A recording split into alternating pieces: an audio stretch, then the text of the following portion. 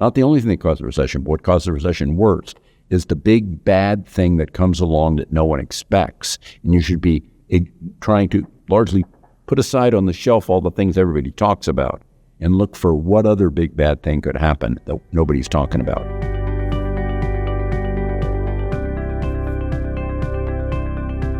So every month I get all these questions that come in.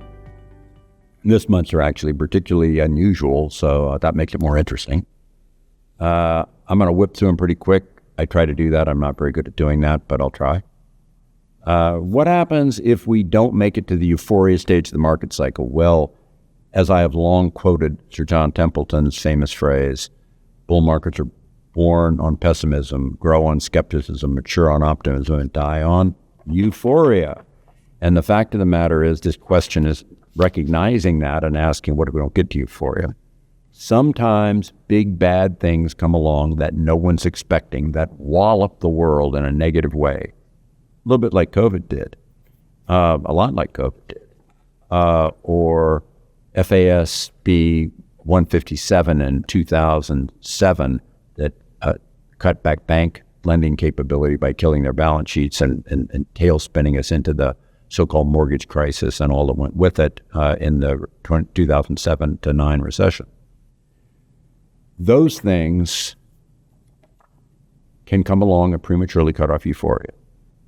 When that happens, the market goes down, we get recession, it's big, it's bad, it's ugly. And what you should do is always be thinking about the fact that the part that moves the markets the most and the part that causes recession worst, not the only thing that causes a recession, but what causes a recession worst is the big bad thing that comes along that no one expects. And you should be trying to largely put aside on the shelf all the things everybody talks about and look for what other big bad thing could happen that nobody's talking about. Right now, I can't see that, but it might be out there. When that happens, that's the time, and one of the only major times in the world, where you actually want to get defensive against a bear market. How can European stocks go up when the European economy is performing so poorly? This one's easy.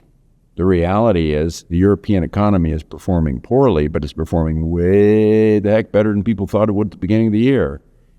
And markets move on the difference between expectations and subsequent realities.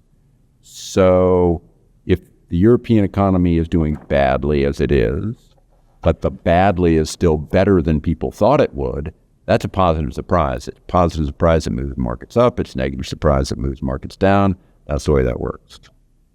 When building a portfolio, should you invest all the cash at once or spread the investment out over time? This is an age-old question. And the reality is there's not a perfect answer for it.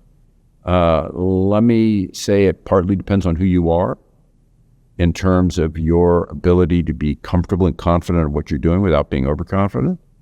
It's partly a function of what you think we're doing at a point in the cycle. And if you have a lot of confidence in your ability to discern that correctly, which most people don't, but some people think they do. Some people do, but most people don't. A lot more people that don't think they do than do have that ability. What I want you to see is that me, I've been doing this stuff all of my adult life, and I don't have any hesitancy to do it all at once. But I can understand why that could be a scary thing for someone. And the whole purpose of your investments is not to scare the bejabbers out of you. The whole purpose of your investments is to try to do well for you with the goals that you have. And one of those goals can be your comfort. So it's okay by me if you spread money out over time. Let me put this a different way, however. If you're thinking about stocks rise in history about 2/3 of history, a little more. So therefore, the odds of you winning when you do it slowly, other things equal, are 2-1 against you. Or said the flip side of that coin, 2-1 in your favor if you put all the money in at once, because stocks rise more than 2/3 of the time, about 70%.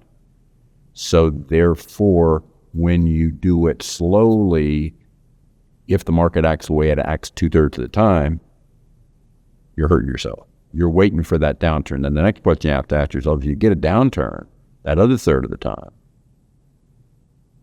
are you going to actually put the money in then, or are you going to hold back out of fear? And that's another question you have to ask yourself. My mortgage interest rate is just under 3% fixed. My husband thinks we should pay it off before we retire, but I disagree. What say you? Well, first off, the last thing I want to do is get into a spousal dispute between husband and wife here. So, that doesn't really make a whole lot of sense. I've been married 53 years, and I've got plenty of spousal disputes myself to deal with, and I just don't really want to go there. But I tend to believe that there's not a lot of real advantage in paying off a 3% mortgage in the world unless your fear is aggregate debt anyway. This is going to come down to a decision about what else you've got going on in your life and your ability to handle interest payments. But if you can pay it off, you can probably handle the interest payments. 3% money is pretty cheap today. And if you've been doing that for a long time, you obviously got that 3% mortgage, before long-term interest rates started rising. But if you've got a 3% mortgage, you say, why is it financially in your interest to pay it off? It probably isn't. So I'm probably on your side and against your husband on this. But it comes down to, well, you pay it off and why you want to pay it off. Is it just because you're afraid of the future payments and where's your cash flow? If you can't afford the future cash flow of the 3% mortgage, you ought to sell the house while you can and get your principal out of it and go live someplace that's cheaper for you. So that's about all I can say about that. Are rising insurance costs a risk to the market? No, they are such a small part of the economy overall that, remember, things like this are out of one pocket into another. Somebody benefits, somebody loses. The trade-off is there's small net benefit to the insurance company, obviously, if they can get you to pay all that. But the fact of the matter at the same time is what one person's cost is another person's profit. And overall, it's a total small portion of the total economy, so it doesn't have much impact on stocks at all. I watched your video on stop losses and agree with you. My video on stop losses says that stop losses are bad for your portfolio and investment returns, not good, that they appeal to people because it kind of implies you're not going to have losses, and people don't like losses. But the fact of the matter is all kind of embedded problems in that strategy that make it not work toward getting a good future investment return. But how do you protect yourself from huge losses when a stock decides to change the trend?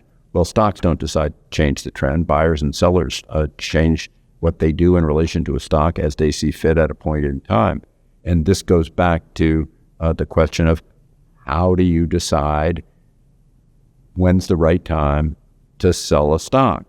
Just so happened that this month I've done a video on that topic, and rather than try to retread that, which I was unable to do in less than 8 minutes, and that's not what I'm supposed to be doing, or I'm supposed to be doing short answers, and I'm not very good at short answers, and I told you that when I first started talking. The fact of the matter is, go look up my video on when's the right time to sell a stock, and that covers this topic. And with that, thank you for the grab bag questions this month. I look forward to doing more with you next month, and thank you very much.